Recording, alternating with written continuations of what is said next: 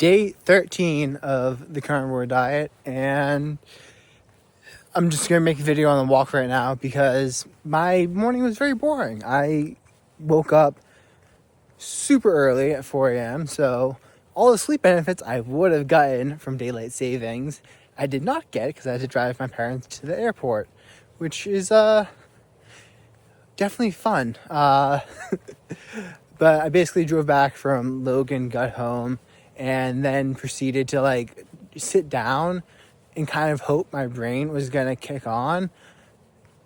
And I just sat there in my beanbag for 2 hours, and my brain was just tired, but I didn't want to fall asleep because I'm actually going to use this as a easier way in order to get my sleep schedule earlier and going to bed earlier. So, it really only takes one bad day or one day of getting up really early and feeling tired, and then you just need to consistently go to bed on time. So, I took some caffeine after 2 hours of feeling really exhausted, and with that energy, I did a deep clean of my house, which I always like to do, just one a week. Vacuum and mop, and I use a steam mop, so it's super fast. And that way I can use the robot vacuum in order to do everything else. But the robot vacuum can't do stairs. It can't get into these little nooks. After that, just did chores, fixed a fence in my backyard. So, very uninteresting day. My recovery on Carnivore is going very well, even though so I had wrestling practice on Wednesday, and I have to double check, but I don't think my recovery's been in the green I'm talking about my whoop. I don't think my recovery's been in the green since Wednesday. I think Thursday, Friday, Saturday, I need to check. I don't think it is today because I didn't get as much sleep. It's been in the 70s, low 70s, which is not necessarily, it's not ideal, but it's also not bad, except I thought it was going to bounce higher considering I haven't had, it's pretty much for the past 2 weeks in skating on Carnivore, finished the path of being in the green in the 80s, and then if I do a heavy workout, it drops down and then it bounces up the next day as I have time to rest and recover. But that's not how it is. Anyways, with that being said, after eating another a stick of pepperoni last night and thinking about it, I do think I feel better when I don't eat pork. So going forward, I'm just not going to be eating pork for at least the next month and a half. I'm going to be tracking that on my Whoop in the wrist, in the journaling features under eating kosher. I know it's not actually eating kosher, but I'm 99% sure that they don't have a feature called eating pork. So I'm just gonna, that's one thing I do is you can substitute things in, and because the algorithm looks for correlations between when you do something and not necessarily imposes what it thinks the correlation should be, it allows you to make these customizations, even though I don't know why they don't just have customizations. Seriously, it'd be super easy just to allow you to make your own customizations in the journaling features for things you actually want to track. If I want to track sleeping facing upright versus sleeping on my belly during the night, I want to know how that affects my sleep.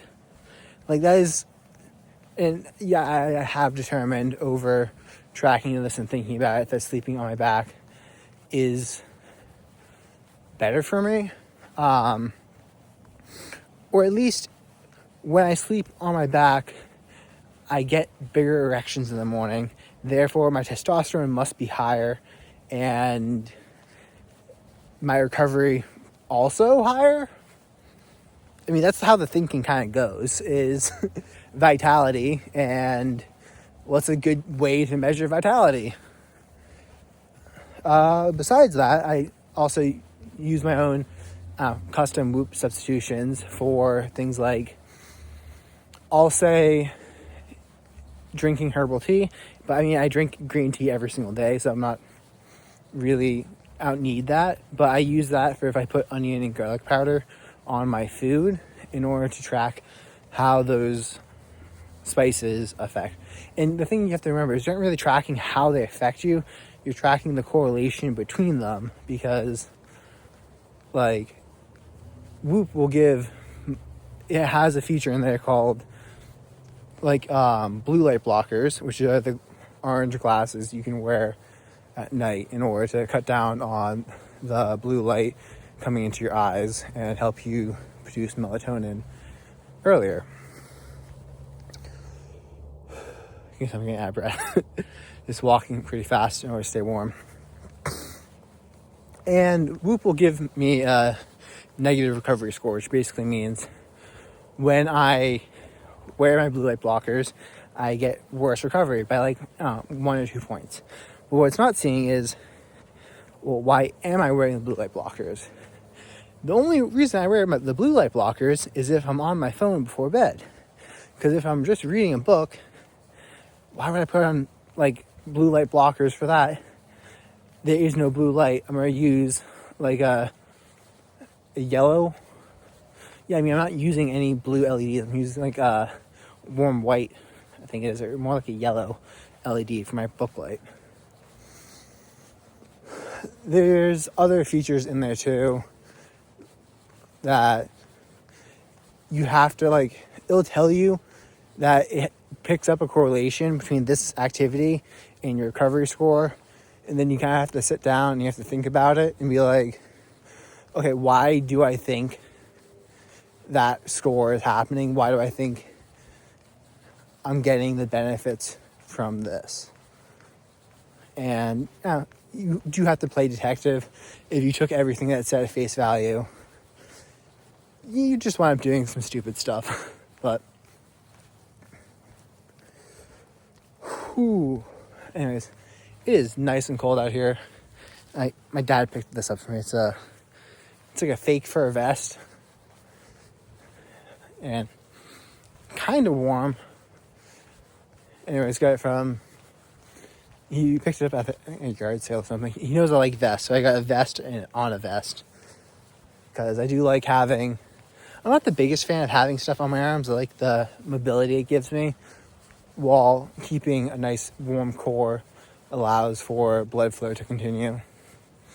Even with that being said, my toes, which are currently barefoot, and my fingers from holding up the light in my phone are currently going numb. Anyways, it's almost a full moon, and I do believe November 5th is going to be a super moon, which basically just means the moon has an elliptical orbit around the Earth. So a supermoon is a full moon during the closest point in that elliptical to the Earth. So the moon actually winds up looking like 30% bigger than it normally does. So make sure you get out and give that a look. I mean, I'm looking at it right now.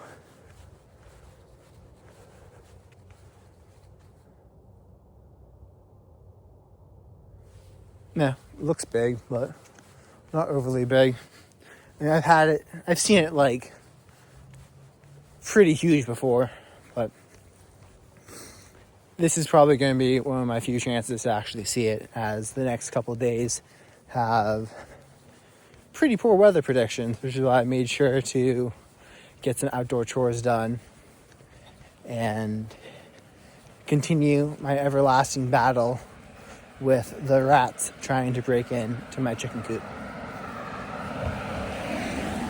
I have set out 5 different traps and put not chicken wire, but like a finer mesh metal wire with pretty thick gauge going down about 1.5 feet around the whole coop. And I'm going to continue blocking it off just to keep the chicks safe. I mean, they're getting bigger, but I still don't want them getting attacked. Luckily, so far, the rats have just been like eating the feed inside the chicken coop, but I don't want any of that happening. I don't want any diseases or anything else coming in from them. And just gonna stay persistent, try out some different rat traps. I looked online, I couldn't find any like highly rated rat traps. I just want something that I can put right at the entrance of the trap, like of the tunnel, like some circular device that I can just like put right at the entrance, kind of like a snare, but I don't want a slow death. I want like a quick snap device that will be humane. And yeah, I know I could just use a glue trap, but that if it kills one of my chickens, I'll use a glue trap. If it doesn't kill one of my chickens, then I'm not going to touch glue traps. That's like pretty inhumane. And I don't know, at least for me, even trying to empathize with what it would be like to basically have a full-blown panic attack while being immobilized by a giant thing of sticky glue, knowing that you're probably going to die, would be like the definition of hell. So definitely going to try to avoid doing that and using more humane methods given the chance, and as long as it doesn't kill one of my chickens. Because if it kills a chicken, then now it goes from being a nuisance to being like a problem, and a decent sized one that I can at least minimize the suffering the rat would go through by going out there in the morning when I wake up with a pellet gun in order to dispatch anything that was caught. Whew. With that being said, day 13 signing off. My fingers are freezing.